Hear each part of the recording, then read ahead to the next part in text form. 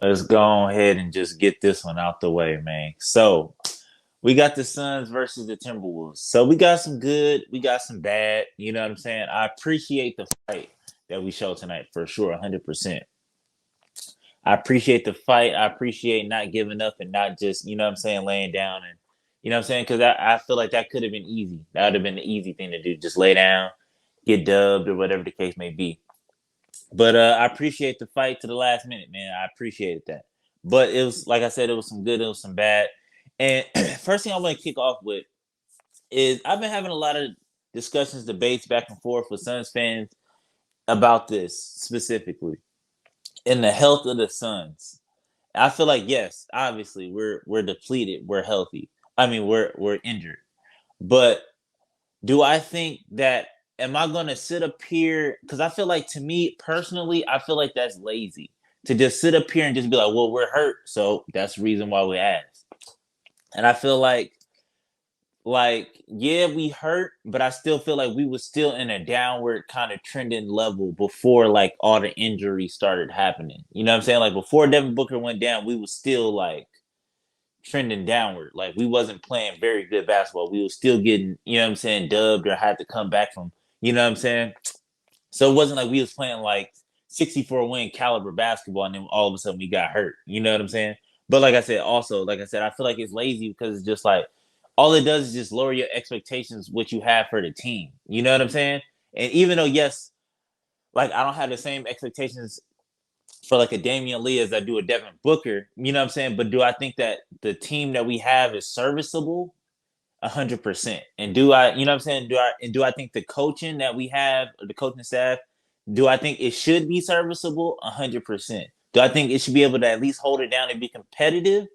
Like while these injuries happen or while this like okay, I would be okay with losing the same amount of games that we lose, but it's just how we lose those games is what my beef is, and I feel like that's what a lot of Suns fans are dismissing. Like they're like, "Oh, we're getting dubbed. We're getting like every game like is over by the first quarter," and it's just like, "Well, we're hurt." So it's just like it is what it is. Like you know what I'm saying? I feel like that's lazy to me personally. I mean, maybe we can talk about it in the comment section, whatever. But to dive into this game, man. Um, First and foremost, I feel like not gonna put blame on really anybody, but you know what I'm saying? It's always the usual suspects. But I feel like with the coaching with this team, back to what I'm saying earlier, like the coaching with this team, there's some things that could happen that can make this team better. And I feel like coaching wise, it can start there. You can coach sloppiness, you can coach execution, and you can coach defense. You know what I'm saying? Those are three things, whether somebody's injured, hurt, or whatever the case may be, those things that you can control. You see what I'm saying? And I feel like the turnovers that we had tonight, the fact that we couldn't, like every time, it seemed like every other possession we was coming down, turning the ball over, or turning, you know what I'm saying, or not executing the play correctly and getting terrible shots and getting terrible looks. And then like we still play the style of game as if Chris Paul and Devin Booker was there. Like we try to get all these mid-range looks. And it's just like these players aren't they didn't grow up on that. They don't got that in their bag. You know what I'm saying? Like Mikal Bridges be in and out with the middies. You know what I'm saying? Like, but outside of that, like nobody here really has a mid-range game. Maybe Aiton, maybe a little bit, but out of the 80% of the personnel that you got available does not have a mid-range game. So it's like, why are we still playing that way? You know what I'm saying? Especially tonight. Tonight we shot 61% from three. You know what I'm saying? Like, why not let it fly? Why not change up the game plan and be like, why not one of the assistant coaches tap me, hey, we 61% from three. Like, we should, you know what I'm saying? Maybe we should start shooting more threes.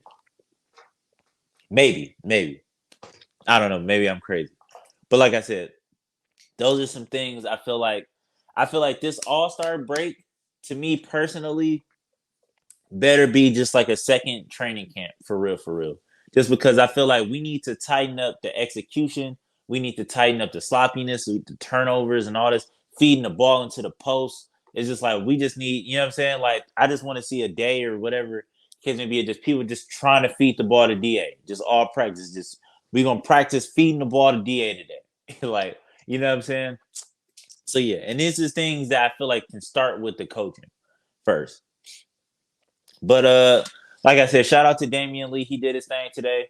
He, you know what I'm saying? He only missed one three ball tonight. So, and this is something I was thinking about too, and I just never really voiced it on the pod, but I was like, I feel like Damian Lee should start. You know what I'm saying? Like Damian Lee should start in the Landry Championship, come off the bench, or like Torrey Craig shouldn't start at the two, or whoever we got, Torrey Craig and McKill. Like McKill, okay, I see McKill starting, but like throw Damian Lee in there. And like I said, I feel like if I'm the coach or if I'm playing, I'm like, look, Damian Lee, we need 6 attempts from three every night, every single night. Like make, miss, whatever. We need 6 attempts. So yeah, man. And another question I had is just like, what happened to Jock? Like, for real, man. Like, what happened? Did the Monstars come and take his talent? Like, because this is not the Jock I know. Like, the Jock I knew, like, he could ball, man. Like, he could ball. He could hit the hook. He could, you know what I'm saying, muscle up a little bit. He was getting tip jams and he was running hard up and down the floor. And it's just like, I don't know what happened. I don't know if he injured. I don't know what's going on. But I'm not liking what I've been seeing. I don't know if it's just a bad stretch of basketball or whatever the case may be. But shout out to Busy, man, because if you really sat down and watched this whole entire game, then you know that Bismack Biyombo is the reason. Yes, he finished with like donut and like 2 rebounds, and that was it. But if you sat down and watched the game, like you knew the impact that he had just defensively. You know what I'm saying? Just getting those stops, getting those, you know what I'm saying, like protecting the rim. You know what I'm saying? Like him doing that kind of stopped the Wolves in their tracks and we was able to get something going. You know what I'm saying? So if you watched it, then you knew. You know what I'm saying? So shout out to Bismack Biyombo for out there trying to help us out, just a little bit. But like I said, it was just sloppy tonight. Mikal Bridges actually, I'm gonna give credit when it's due. Mikal Bridges did good tonight. I appreciate what he did. He's on his, you know what I'm saying. Now he's back to being okay, like a little bit better. But I mean, I would like to see a little bit more defensively, especially from him and Josh Okogie. Like I would love to see that tandem just come through and just clamp people down. But I guess we ain't got there yet. And last but not least, man, DeAndre Ayton was absolutely doo-doo tonight. I mean, it's no way to sugarcoat it. He finished with 11, missed a lot of open looks, a lot of looks that he typically make.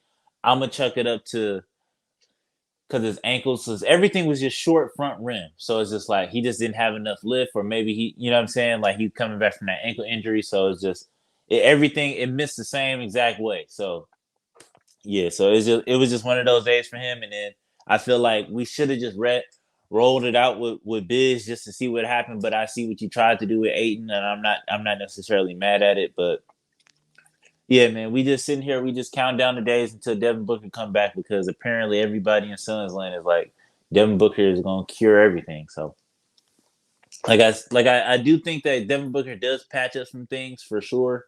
But like I said, I still feel like we got a lot of problems. We got this team has a whole lot of problems that need to be addressed outside of, you know what I'm saying, just injuries.